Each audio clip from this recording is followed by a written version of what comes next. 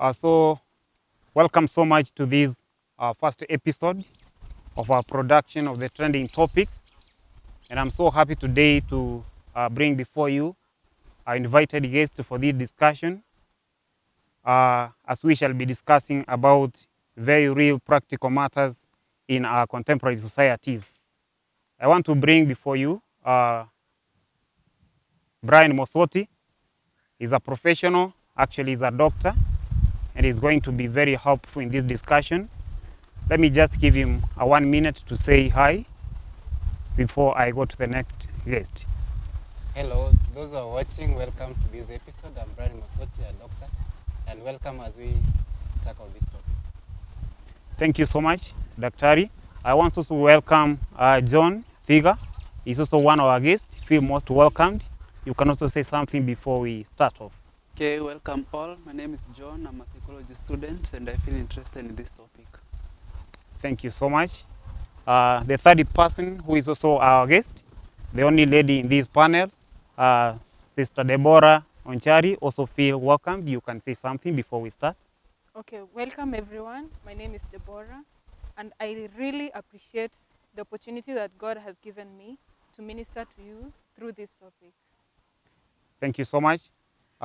And the host of this discussion is Alex Okechi Mose. I'm also a psychology student, and of course having a very high passion in this area of counseling and offering therapies. So today we are having our first topic in the first episode of the of our production, the trending topics, and we're going to discuss about stress and depression. And we shall be having this in a series. For those who will be viewing us all through, you'll be seeing our progress as we keep discussing about these matters. Indeed, stress and depression, they are very practical things in our contemporary societies. And you can attest to us all that in our contemporary societies, with the nature of its consumerism and competitiveness, it has imposed a very high degree of misunderstanding about these common issues of stress and depression. And actually, these matters have almost become the integral part of our life. Every person is affected by these matters. They have affected all areas of our life, including our social life, our spiritual life, and even our economical life. But glad enough, our panelists and our specialists today, they are going to dig deep into these discussions as we happen to elaborate these matters and make them clear to any member who could be viewing so that you can be educated.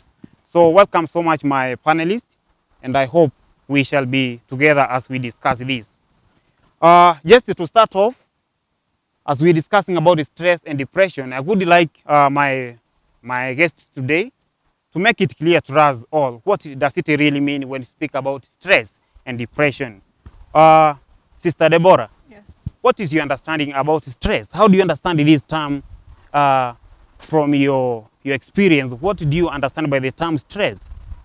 Okay, one thing I will say to my viewers is that every one of us goes through stress. Yeah. Okay, to make it clear, even children go through stress. It's not adults only. So when we are saying someone is under stress, then we mean they are not able to cope with the real life challenges. For example, when someone goes through financial strain, COVID has come, people have lost jobs, people are not able to pay their rents. How do they deal with such a strain? How do they deal with such a constraint where they have to squeeze themselves to fit in their budgets? So in simple terms, I say that stress is when someone is not able to cope with the real life challenges that they face. Thank you so much. That is very true. What she has said, which is very paramount, is that it is when someone is not in a position to cope with the real life challenges of what we cannot alienate ourselves from them. They are just very common. That is what we call stress. Brother John, Yes. what is your understanding about the same term stress? Okay, according to me, I guess, we can all have different views about the term stress. Yeah. But now to be specific on my own side, I think that stress, as I can take it, it's a response. And being a response, it's like a response that occurs in our body when sometimes we are unable to cope with a certain underlying situation. maybe something has happened, and then that response that happens to each and every one of us, maybe we are unable to cope with it. As we are trying to have a conflict in our mind, how am I gonna solve this thing? I guess now then we find stress. And to handle that, stress can be something that is real, something that I can see, or then something that is being perceived, or something that you're just thinking about. Yeah. Thank you so much. That is so nice. That stress could be a response towards an external stimuli, and it matters a lot on how best you're going to cope with it, or rather manage it.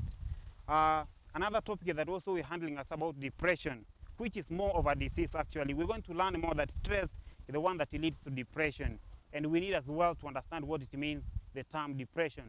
Daktari Mosoti, what do you really understand by this term depression? What does it mean?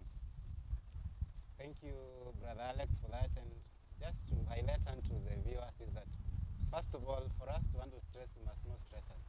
And so as I define to us depression, what it means, number one, it has three components. Being that it's a disease, it's something that has taken for quite some time.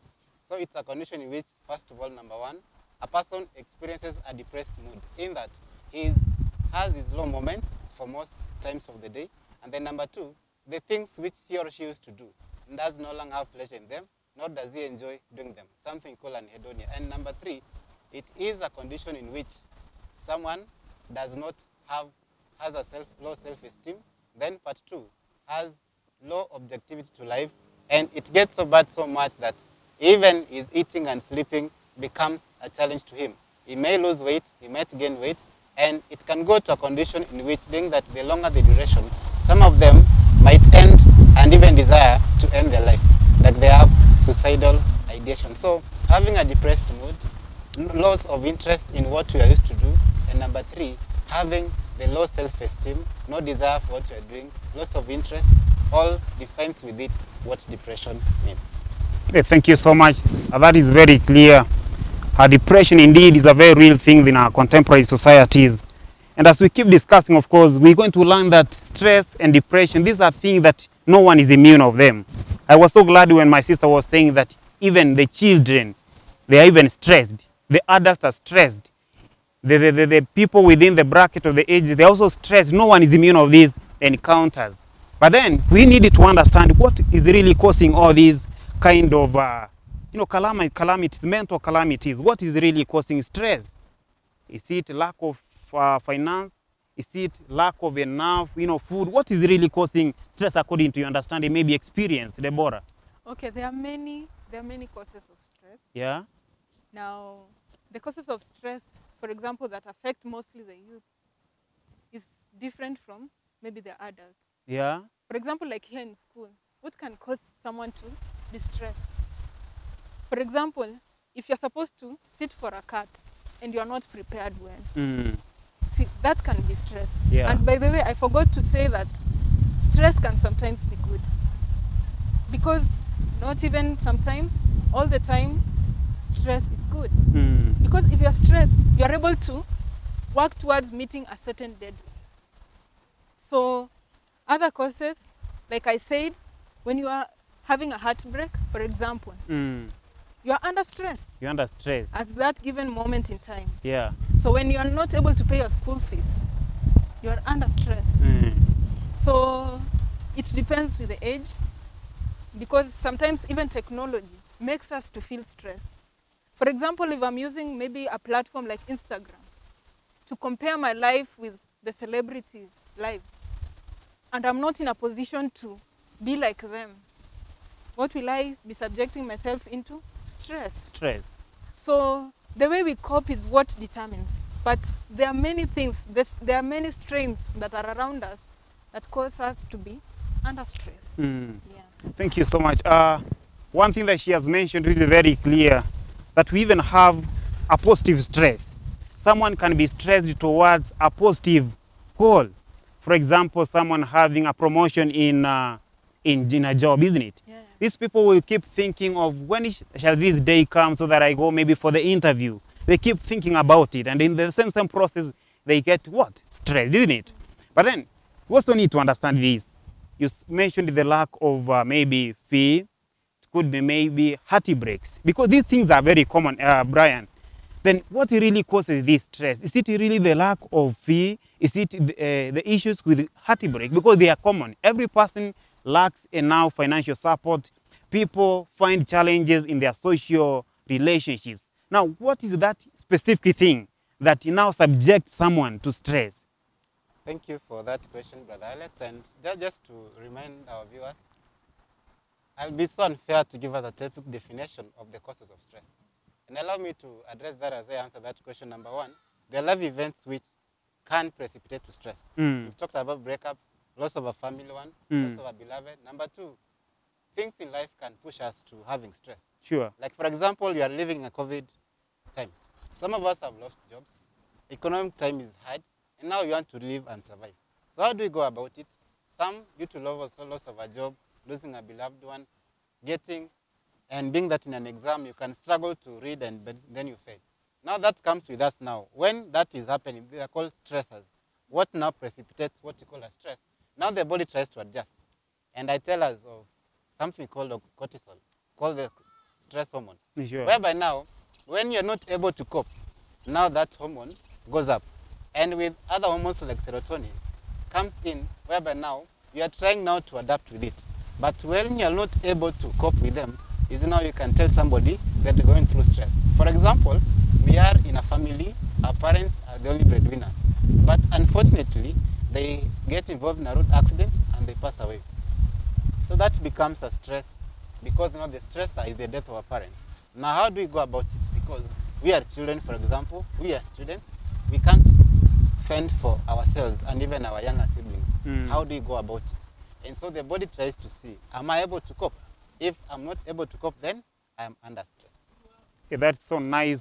That's so nice. I hope the viewers are enjoying this as we make it clear these concepts to you so that you could be understanding.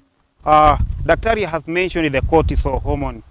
It's one of the hormones that is highly related to stress. That when you're facing a certain stressful situation and you cannot be in a position to cope with it, that hormone gets stimulated within your body, and that is how the stress itself begins to develop within your body and subject you to very bad positions. So as we keep discussing, now maybe you could be walking on a street, you could be in a class as a teacher, you could be in a church, you could be in any office. Then how do you notice that someone is under stress? Because they could not be written on their faces. They may not really tell you that they are stressed. How do you identify that someone is stressed? Mr. John. Okay, thank you. Okay, to some of us, sometimes when we see somebody stressed, maybe we can try to perceive in our own ways. Maybe in Kiswahili you can say, siku hizi amebadilika, anaringa. But now, it's according to how you are related to that person that will help you recognize if that person is stressed or not. And then to note to our viewers is that something that can be a stressor to me, to another person cannot be a problem.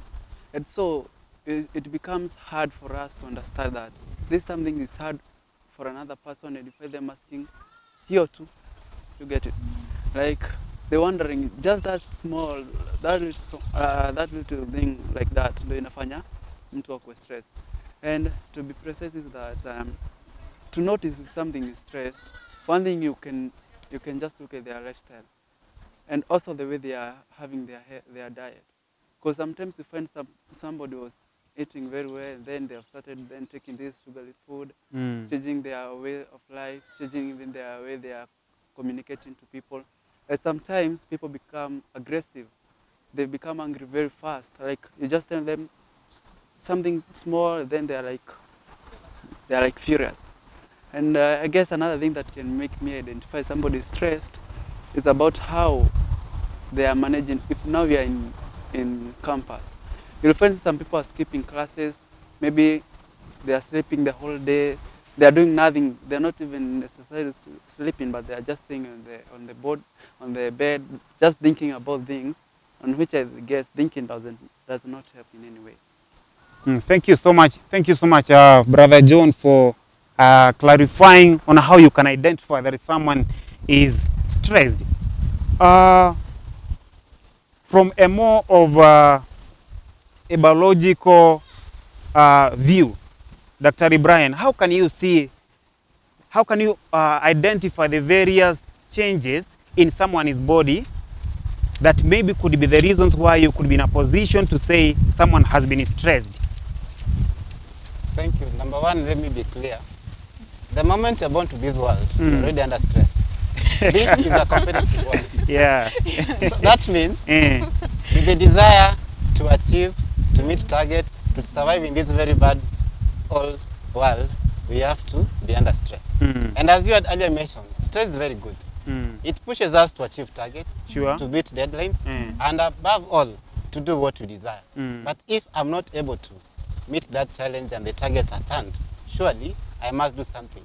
So what happens that being that our body is well adapted, I want to talk about two hormones. Number one, the stress hormone called cortisol, and then the feel-good hormone called serotonin. Whereby, like in a normal setup, you know, you can look at somebody who's very happy, we think that he or she doesn't have stress. The challenge is that, yes, from our own subjective thinking, we feel that that person is very okay and is very smart. But I've already said it's a world which we have to survive, which means our body must adapt. So how do I look at a person and say that surely this person is under stress? Look at it that first of all, we have our body, right? Psychologically, what is he thinking?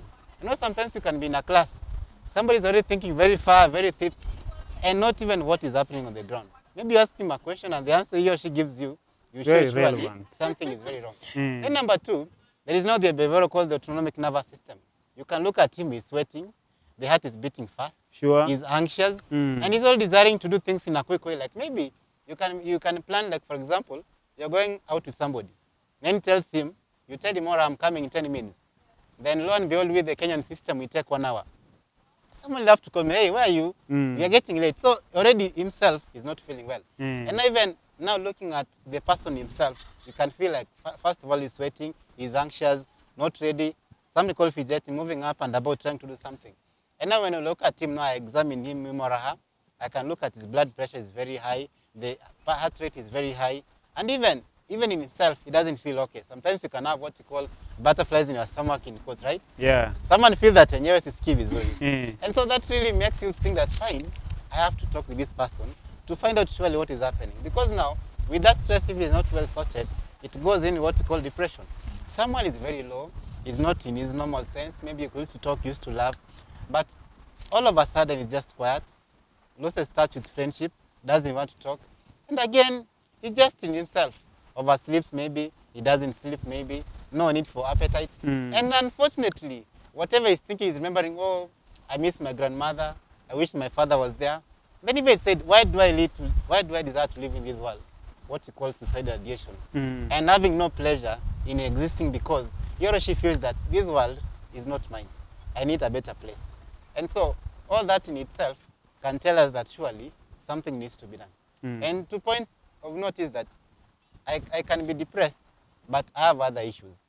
Maybe, for example, someone is depressed, and you assume it's just depression, not knowing that maybe it comes to the hospital, number one, I try to rule out some other condition. Maybe someone has a chronic condition. Talk about diabetes.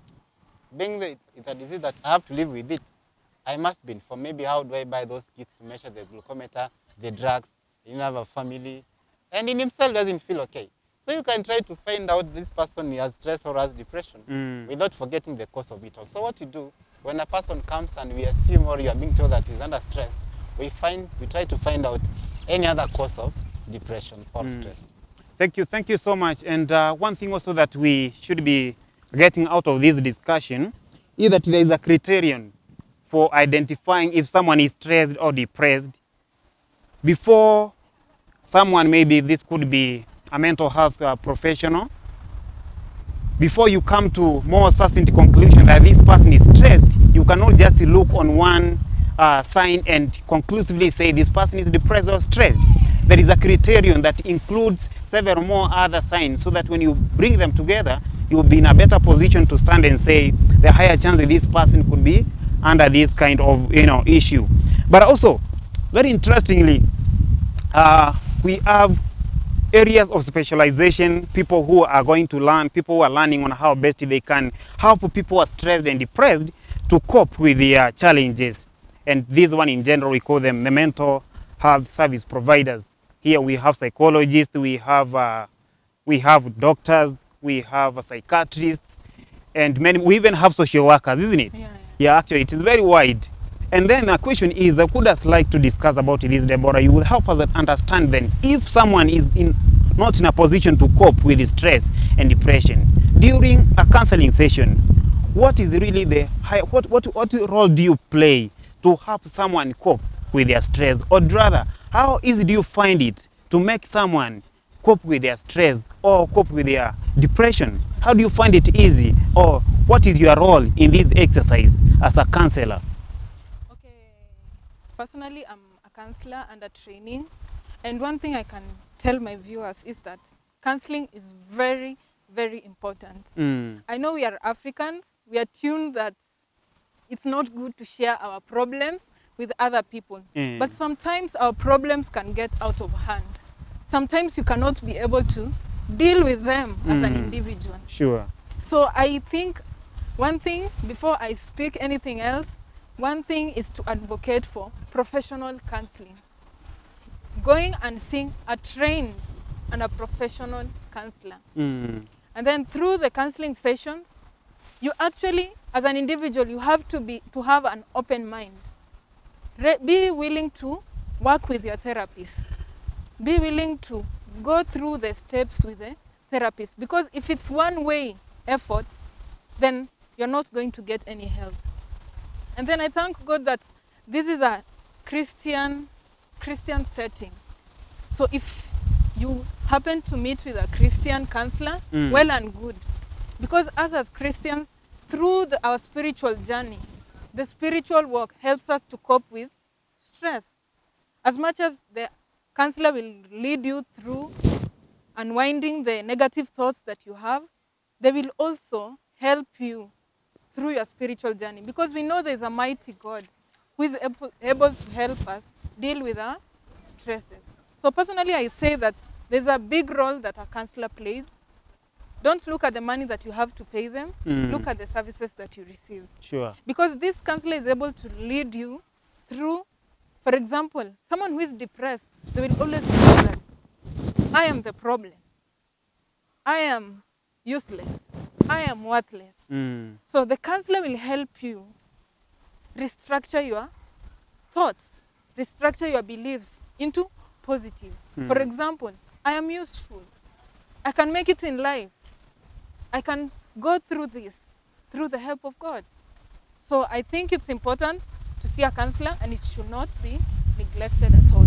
Thank you so much, because you really made it so clear that counselors have a very critical position when they offer therapies to the clients.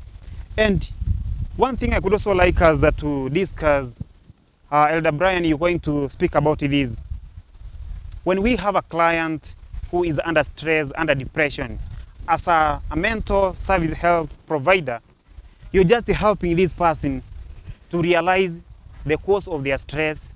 And at the end of it, you come to realize that actually you're not going even to provide a solution to this problem. At the end of it, it is the client himself or herself who will be in a position to make a decision at the end of it all. What could you say? What is now the role of a counselor? What is the role of a mental health service provider in that position? You're just giving a therapy, but at the end of it, it is the client who will be making a decision. For example, to say, I want to avoid those suicidal thoughts once again. Then what is your position in this, if you cannot give the guidance? Thank you. First of all, I think the way we were created, we're given the power of choice. And I can't look at somebody and tell that you are under stress. Yes, I can look at some features, but it's upon him or her to come over and say, surely, I'm not doing well. And also, as we look at in the definition or trying to find out what depression is, there is a classification or a criteria called DSM-5, Diagnostic Statistics Manual for Mental Disorders, which tries to classify. How do I look at a person trying to look at the features he or she is telling me to say that surely this person is under depression? And so, which means, first of all, they must make an effort to come over and say that I have a problem.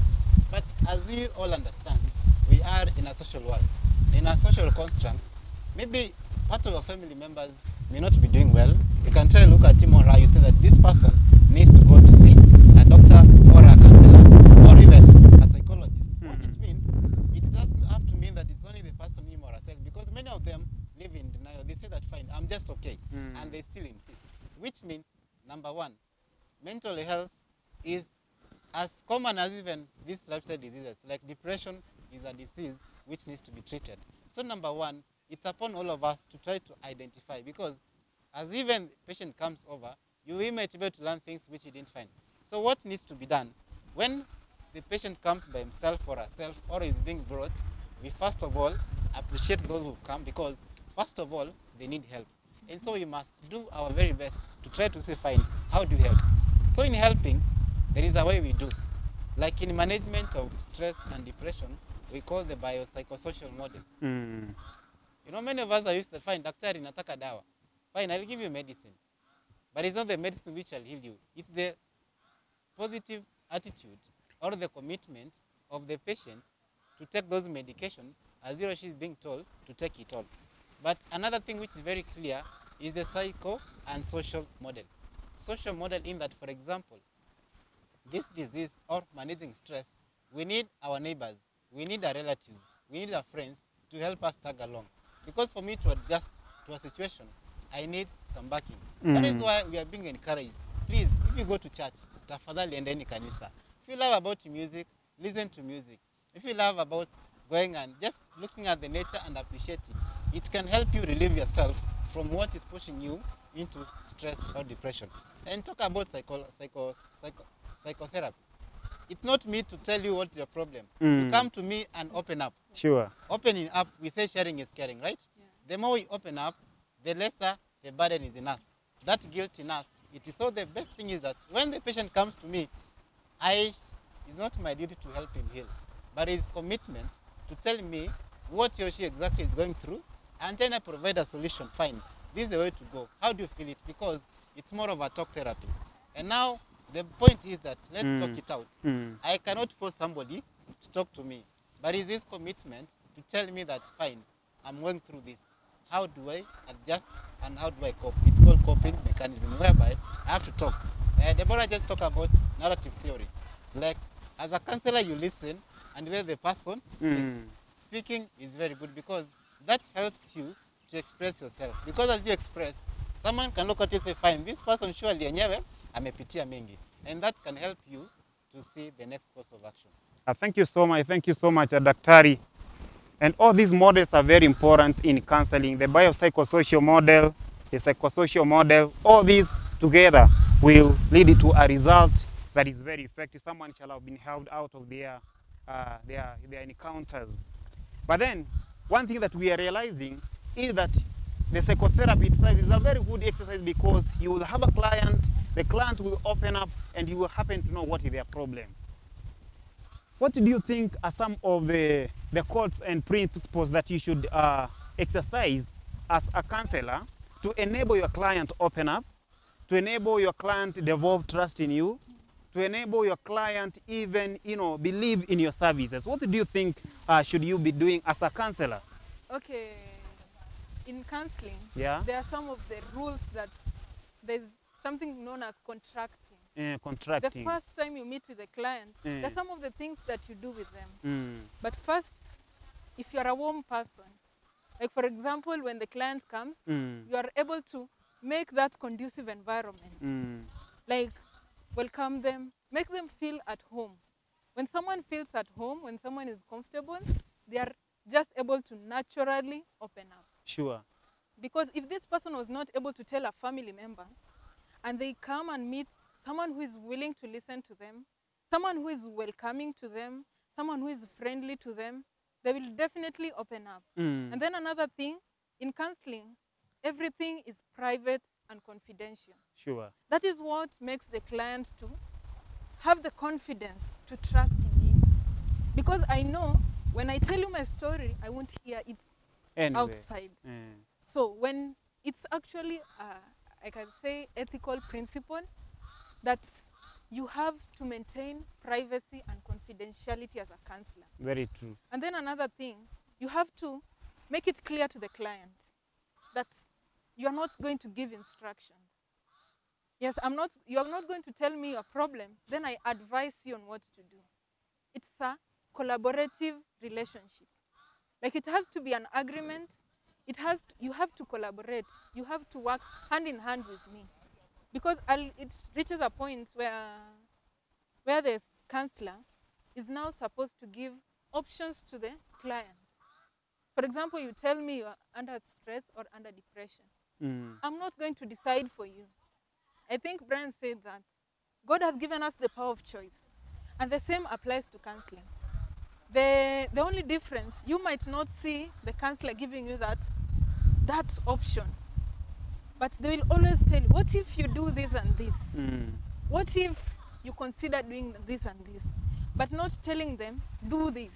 There's a difference between do this and what if you do this and this. So the client has to know that they have to be honest and genuine with themselves. For example, if I have a problem, I have to be genuine. Yes, I might be in denial, as Brian said. But if I need help, I have to be honest with myself. Because the client will not push you to talk about the problem. But he or she will be there to listen, to help you, to guide you through, and to give you the necessary options that you can take. I hope I've answered your question. That is very, very, very clear. Thank you so much. If there are people in the area of profession who are really taught on how to keep people's information, what we call confidentiality, are the mental service providers. These are people who are really taught to keep matters well. They don't disclose them. That is why we advocate that when you're suffering, when you're encountering any psychological issue, just disclose that information to any person in such a related field, because that is one of the ethical principles that they exercise. They don't disclose your information anywhere. It will remain to be private and confidential until a time you would maybe like it to be disclosed. One thing we can understand, at some instances, it is even allowed for such kind of, confidential matters to be disclosed. What could be one of the incidents where maybe a confidential matter now is highly needed to be disclosed? What could be one of such incidents? Okay, I guess I can't answer that best, but I can say according to my view. One thing, if maybe you are a parent, you're taking your child for counseling, because you find sometimes some people are very hard in discussing whatever maybe they are feeling or they are going through. Mostly the relationship between mother, father, not mother, or parent to a child, maybe it is not that good. And maybe that child doesn't want maybe nika breakup. You don't want your mother to know I was undergoing a certain breakup, so you don't want your mother to know about that thing. And maybe after that breakup, you engaged in some other behaviors. Like sometimes I have had some cases in which people turn to homosexuality after maybe the other partner has neglected them. And as a psychologist, as a practitioner, I can say, if it comes to a situation where I see that a parent must know what his or her child is going through, I guess I'll have no other choice to say. And what if that thing is threatening or life-threatening to the client, I'll still make sure that maybe if you are a grown-up and you are living alone, and then if I see that even if I give you this counseling, even if I let you go back home, maybe you can try to do something else that maybe is threatening to your life. So I'll try maybe to pick up one person, maybe that person you can trust, or maybe I can trust. And I can try to explain that thing briefly. I tell them maybe this person is undergoing this and that, and so make sure that you protect this person this way and in the other way. So I guess there are so many other things that may bring to that situation, but those are the main. Thank you so much. Thank you so much, Brother John. That is very true. I can see Dr. also want to add a point on that. And even after that, I would like as well Dr. to tell us, do you think religion, culture, the socioeconomic status, do they really affect on how someone can cope with stress and depression? Do you think these matters really affect? Thank you, Brother Alex. I'll answer the first question. What circumstances do we breach confidentiality? That was the question. And I want to highlight 3 points. Talk about someone is very quiet, and as Deborah had said, children go through stress. And that, for example, you find, let's say, let me talk about young girls, right? You find that the child has been active and all of a sudden she's quiet, just in her rooms, not talking. And you wish to know what is going through. But the child is not opening up. So you decide to take him to a counselor or a child psychiatrist or somebody else to talk with her. Then you find the child was molested by a close relative. That is a crime that needs to be reported and acted upon. So number one is child molestation. And then number two, if a person has desired or, talk about currently, being that we're in 2021, there have been an increasing cases of homicide, suicide. So what, for example, you find somebody has become a threat to the society. You have this serial killer that whom you know, but because you fear immoral, you don't want to talk it out. So if somebody is a threat to the society, the confidentiality has been broken. And number three, in case I have a disease which is highly transmissible, and if I've just gone to somebody to speak to, and they find out that something can be done to prevent the spread to other people, we must report. So child molestation, somebody being a threat to the society or himself, and then number three, in the case of a notifiable disease or a highly transmissible disease, confidentiality must be broken in order to mitigate and prevent further damage. So now the second question about how about religion, culture, and socioeconomic status trying to affect how we cope or managing this stress. Look at this. We had recently of a young man, a second-year university student, who killed all his family members, right? Yeah. And all of us were up and about crying. What was wrong with the patient? And unfortunately, they went to court. They were told the young man is not fit to stand trial. Yeah? It's a law called McNaughton's rule, not fit to stand trial. Sure. Whereby, in the event when he was doing that, he didn't know what he was doing. Because you could even look at him. The guy was not emotional. Like, with him, life was just normal. Yeah. Even went and brought himself. The police took them to Maimayu and what was happening. But the point is, socially, for example, I come from the village and I'm proud of that. Yeah. And we talk about like, fine, manome kuongea, that's a sign of weakness. Like manome ni kupambana na hali. And if not so, I go drinking. And then number two, talking about our culture, maybe I'm prohibiting with speaking up. Some societies don't allow women to speak up. Very true. And so because of that reason, I am limited to seeking help.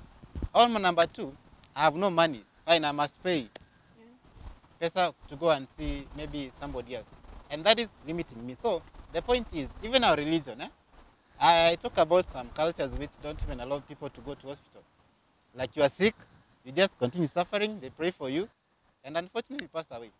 So that is it, that it is true, it affects. But now it wants to us, honestly, to really speak up and say, we have to move out and make a change, because unless you speak up and move against these demeaning cultures which have always been bypassed with time, will be affected, and lo and behold, many of us will be in this same story whereby the once lived, oh sorry, we lost him.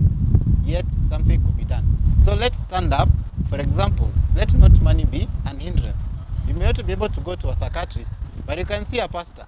You can't afford to see a counselor, but you can talk to somebody who's your friend. And in speaking up, it can help you. So the point is, let not these factors which affect us prevent us from seeking help. Thank you so much, Daktari. Stress, as we have discussed, the stress really results to depression. When someone is stressed and you cannot cope with that stress, you cannot manage it, it goes to higher levels and that becomes depression. And Deborah, as a counselor, you see, the one good thing about counselors, social workers, and even psychiatry, these people coordinate in their services. You will have a client, you realize you're not in a position to over-service and you have to refer, isn't it? So take a position whereby you have a client who is depressed. The client is very hostile. The client cannot even cooperate with you. You're not in a position to over-service to this client because of his or her position. What do you do as a counselor? What do you do as a counselor in that position? Okay, one thing I can say, my safety is also important. Yeah. Like our safety, even when a doctor encounters someone who is hostile, their safety comes first. And one thing, before I answer the question, one thing I want to tell men out there, crying is normal. When you are stressed, when you are depressed, crying is normal. Mm. When you feel that you cannot handle a problem on your own, seeing a counselor, talking to a friend, it's normal. Don't hide it under your heart that because I'm a man, I have to be strong. It's normal to be stressed. It's normal to go through problems as a client, as a man, per se. One thing, our safety comes first. Mm. Even doctors will tell you, Mm. our safety comes first. When I meet with a hostile, for example, if I'm handling counseling in maybe a prison or a mental hospital, the position that I'll sit is not the same position I'm sitting right now. Sure. Maybe I'll be sitting next to a door because I know anytime this client will be hostile. But in a situation where the client is not able to stabilize, it's not advisable for you to deal with a hostile client. Mm. Let them calm down first, and when they are able to be stable, when they are normal, it's good to then proceed. We don't handle clients when they are not in their stable mode. For example, if the client maybe needs medical attention, Mm. you cannot deal with a client who needs medical attention and you are counseling. In counseling, we don't use medication. So such a client, you'll refer them first to a doctor. Mm. Yeah, so I think when a client is hostile, our protection comes first and referral to relevant practitioners is advised. Mm. Thank you so much. Thank you so much. So in such a case, a client is referred now to a doctor, Dr. Brian. Now, before you admit a client to the psychiatric unit, what are the procedures that you use to know that this client is fit for admission or not for admission? And even after the services, at what level can you know that maybe now someone is worthy to be released out of the psychiatric unit? So first of all, let me highlight one thing, that patients who will go through depression can be managed at home, in the hospital, or any other place. What differs is the type of depression. Mm. Someone can just have mild depression. It can be managed at home, right? Yeah. Then just moderate, but when it is severe, whereby someone is violent, as just Deborah said, or number two, the person is trying to commit suicide, number three is a danger to other people, and number four, which is very key to mental health patients, like many of them have no knowledge of understanding whether they are sick. So that's why, like in our Kenyan system, we have a criteria for admission, all called involuntary admission, whereby a person must come and a doctor must assess him or her kwamba this patient has a mental illness, needs to be admitted, because the patient, him or herself, does not know whether he or she is sick, where we call patient does not have insight. And that means he must be accompanied by police in a position of a constable, or a doctor must assess him or her and ascertain that this patient is sick. So when he comes to the hospital, number one, why do you need to admit patients? As Deborah said, safety comes first. Safety for the patient, safety for the relatives, and for the community. We say that patients who are under depression are a danger not just to themselves, but to the society. So we admit them for that. Then number two, I can have depression, but have other coexisting illness. So when he or she comes in, we must find out we do some investigation to do that. So when the patient comes in and now we say this person has depression, we start now the management. So in management of depression, we give medications, right? We can give antidepressants. Some examples are tricyclic antidepressants, lithium monoamines, aminase oxidase inhibitors, and even other medication. But that is not enough. When do I desire then now the patient is fit to go home? Sure. First of all, there is what we call psychotherapy and insight therapy. The patient should be able to understand that, fine, I have depression, which is a disease that must be understood and followed up along the way. So we talk to patients through sessions of making them understand their cause, they are sick, and therefore the need for them to be admitted. So the moment you find the patient is no longer violent, the patient is just okay, has understood, maybe the patient was under grief or a loss of a beloved one, and then he or she has understood, fine, my beloved is no longer there, then for him to move on, it becomes easier. And finally, when you see maybe he's able to talk with his other patient, he's well and able to go back to society, we now say that fine, he or she can go home, but we must follow up them. Finally, as we talk of that, let us remember our social framework. When we bring this patient back to the society, let's make them to be part of us. Like social support is very key for their healing and well-being. Thank you so much, Daktari. The whole process to admit someone, to release someone, it is very complete. In one term, we call the mental status examination. Someone will be oriented on various matters, if, for example, judgment, on if you can be able to locate your home and such kind of matters before you are released. Before we come to the end of this discussion, we come to the end, Brother John, even when a client is released from a psychiatric unit, is this person released directly to home, or this person will be given back to, other psychotherapy services? For example, this person will be given to a counselor once again. Okay. On that, what I can say, it will depend on the situation or the condition that person has been released. Like, if I'm that much convinced that he's okay to go back home, I'll just say that let him go back home. But maybe that thing was much kind of chronic or severe, and then when I was releasing the person, I'll say this person needs much attention, and so maybe I can refer him back or her back to the practitioner who was helping him or her, and make sure that practitioner ensures that everything is okay, then he'll be released. Thank you so much. Thank you so much. And even for those who can be released to home, we do make follow-ups to know about their progress at home, so that we ensure that these people are in better position to also make what we call appointments for a visit of their therapies, to ensure that there is a positive change in their life. Before we wrap up, I'm going to give less a minute to each of us to say, what could you advocate to the society about stress and depression? What could you advocate about stress and depression to the society, to the viewers? And as we look for some other time, as we keep this series ongoing, for now, what could you advocate? Let's start from Deborah, then we'll be finishing with Daktari. Being a counselor in training, Yeah, I think one thing I will do, personally, I'm going through counseling sessions. You don't have to be sick for you to go for counseling.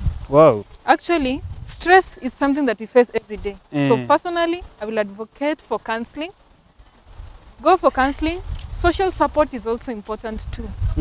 So that is what I can advocate for now. Thank you so much. Thank you so much. Brother John. Okay, to my viewers, what I would like to tell is that learn to be kind to yourself, and learn that having anxiety does not make you anxiety or to be that kind of anxiety, and having depression does not mean that you are the one to be blamed. I remember that depression and stress is just a mental health disorder or condition, and at last it can be solved. And above all, remember that in everything, put God first. Thank you. My final remarks, number one, I want to appeal to our parents. Please, let's not be too busy for our children. Spend time with them, trying to learn them. Get more time to go learn what they're going through. Because the moment we miss our duty as parents, we expose them to many things. And that is why if that is averted, we can prevent so many deaths which are of the teenage generation. And number two, to our family members. When a patient comes home from a mental health facility, it's our duty to be with them. Social support is very key. Remind them when to take medication, remind them of the follow-up healing, and above all, let's show the warmth, the love and support, and never stigmatize those parents. And mostly, to end it all, depression is treated at home, not in the hospital. Thank you. Thank you. Thank you so much. My final words also as a host, I could say, stress, depression, they are treatable. As much as they are inevitable in our societies, when we encounter them as well, that does not mean that it's the end of our life.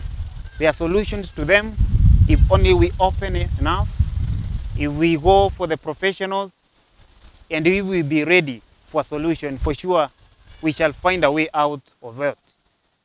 As I finish, I also want to appreciate our guest today. I'm so glad for being part of us. You have been so resourceful in this discussion. You've helped us understand what it really means about stress and depression. And we look to have you next time. We shall be having a series of this discussion again, as we even address other areas such as anxiety and even other sectors that maybe we never touched because of time. Otherwise, thank you so much. May God bless you, Dr. Ibrahim Mosoti, for honoring this invite. May God bless you so much, Brother John Thiga. And may God bless you so much, Sister Deborah Onchari. Let's keep advocating for these matters of stress and depression, and let's be ready to help people who are affected by these. Thank you so much. Let's meet in the next show as we keep the discussion ongoing.